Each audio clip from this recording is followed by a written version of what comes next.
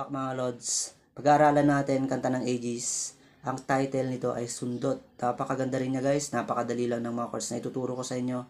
Kaya makukuha nyo to agad. Okay na okay din siya sa mga beginners. At kung gusto niyo mag-subscribe kayo sa akin guys. Kung gusto niyo nang matuto ng mga madadaling chords lang. O kaya kahit medyo advanced siya. Subscribe nyo lang ako. Tapos pindutin nyo yung bell. Yan, para dumaan yung mga videos ko sa notification nyo guys. Tapos yung all pala. Okay, simulan na natin guys. Yung chords ng intro nito ay pareho dun sa chords ng kanyang verse. Okay, unang chord ay G. Tapos A. Then next D. Tapos meron lang tayong konting this is for. Parang dinaanan lang natin siya. This is for. Itong hinliliit, di ba? Alam natin yung this is for. The first string, third fret. Yan, tapos babalik ka lang sa D. Di ganito siya. Yung pag-strum natin, down, down, up, up, down, down. Yan, para sa mga beginners, yung strumming pattern na yon. Pero kung hindi ka na beginner, kahit anong strumming pattern yung gusto mo. Basta ang importante dyan ay na timing mo, di ba?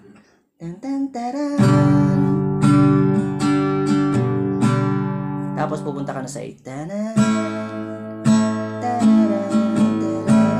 D. Tapos ganito, this is for. Yon. Yung pag-strum, down. Tapos up. Sa up na strum ay nakapindot na yung pinky finger mo. Naka this is for ka na. Tapos aalisin mo agad yan. Magiging D. Ulitin natin. Tan tan tara.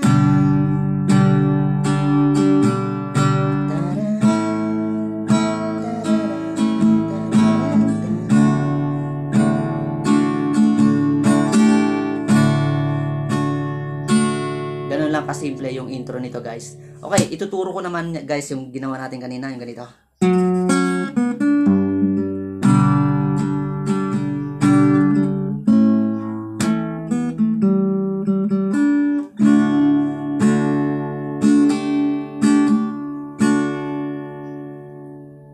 Okay.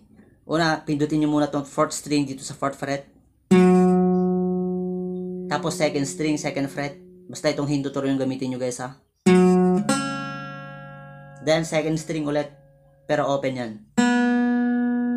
Tapos 2nd string ulit. Pero dito sa 3rd fret. Itong ring finger yung gamitin nyo guys. Para dediretso na kayo sa chord ng G. Ganito.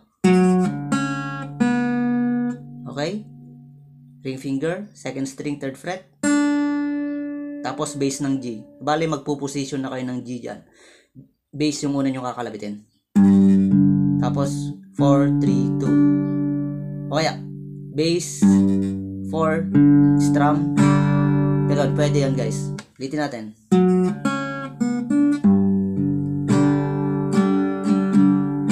Okay, then A. Sabay mong kalabitin yung 5th string at 2nd and 3rd string.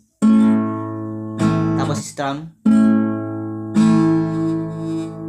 Then yung 2nd string i-open natin yan.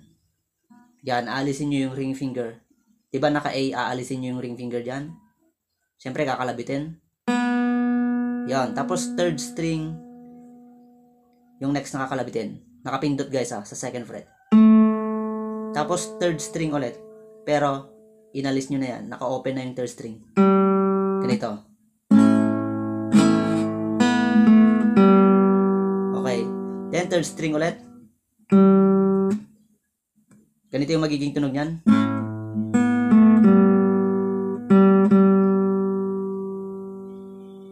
Okay, isa pa. 2nd string.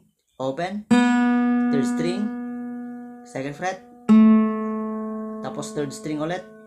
Pero open na.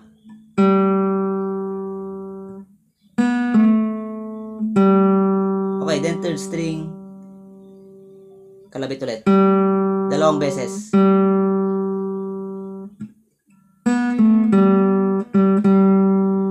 Ganun siya. Tapos 2nd string dito sa 3rd fret. Tapos D. Okay, ulitin natin guys. Mula sa G.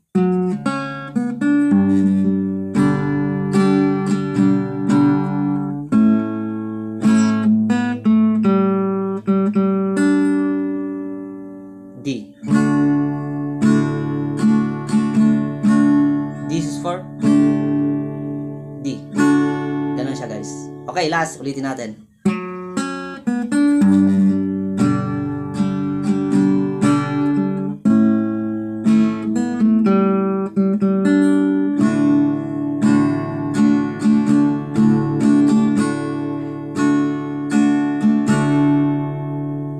Okay. Yung chord sa verse niya guys, pareho dun sa chords ng intro. Konting sundot,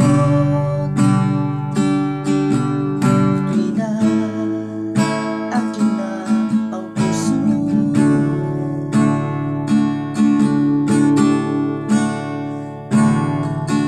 Konting gusto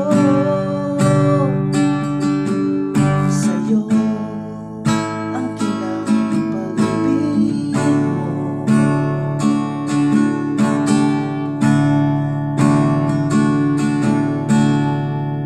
Yan, tapos chorus, dalawang chords lang. D. Basta, ito, D at G. 4 times yung ulitin.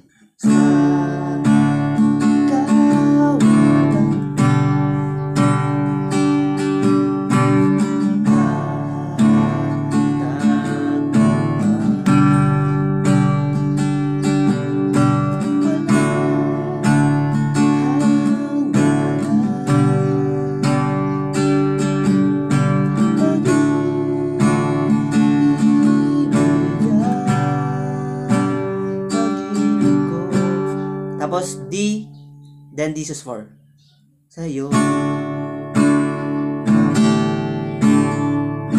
Ganun lang siya guys. Tapos second verse, ulitin nyo yung mga chords sa first verse. Napakadali lang, di ba? Ang taas mo, taas mo, piling abutin ang puso.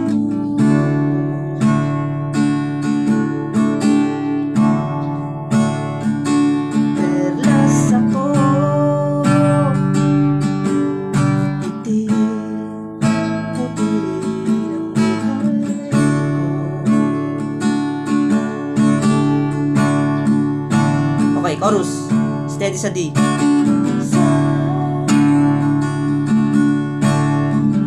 G.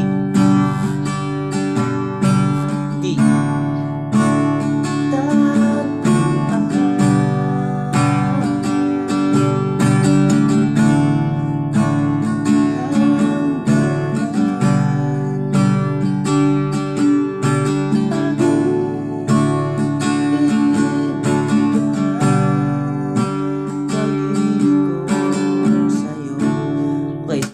Ang next na doon guys, mag-a-adlib na siya. Okay, yung chords ng adlib, D, G, dalawang beses uulitin.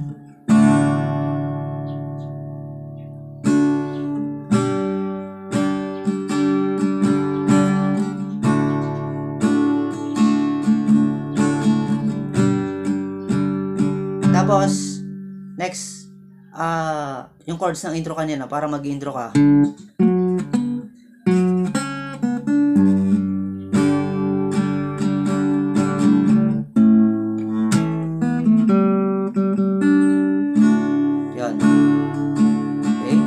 Twice yung ulitin. Kahit strumming yun lang siya ng normal guys, gamitin yung mga chords na yun.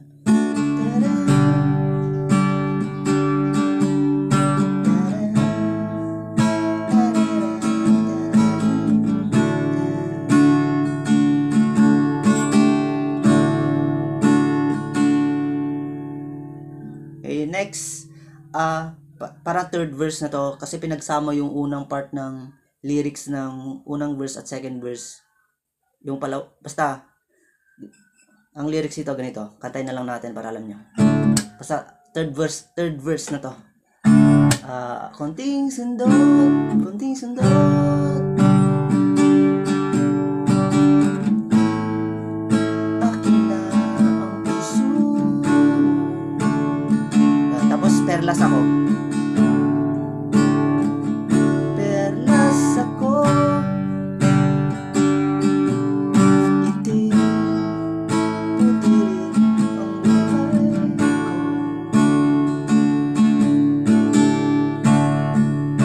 chorus ulit.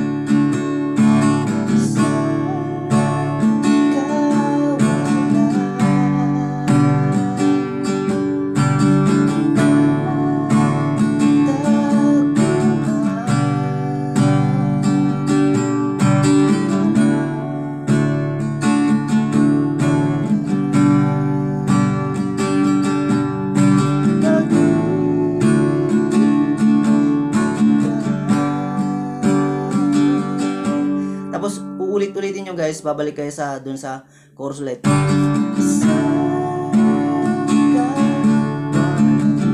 Paulit-ulit na lang yan. Chorus.